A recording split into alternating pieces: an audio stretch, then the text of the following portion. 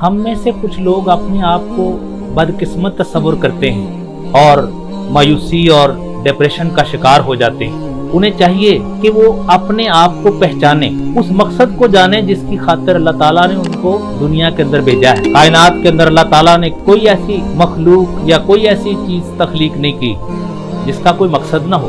तो यकीनन जो इंसान दुनिया में आया है उसके भेजे जाने का कोई ना कोई मकसद है। ये मकसद जो है इसकी पहचान तभी हो सकती है जब वो अपने आप की पहचान करे। अपने आप की पहचान के लिए हमें अल्लाह से करीब होना पड़ेगा और उसके लिए चाहिए कि अल्लाह ताला की इबादत की जाए, तारीकियों में पुकारा जाए, तहज्जुद के वक्त उसको पुकारा जाए और अपने आप को उस मुकाम तक ले जाया जाए कि जैसे इकबाल ने फरमाया कि खुदी को कर बुलंद इतना कि हर तकदीर से पहले खुदा बंदे से खुद पूछे बता तेरी रजा क्या है।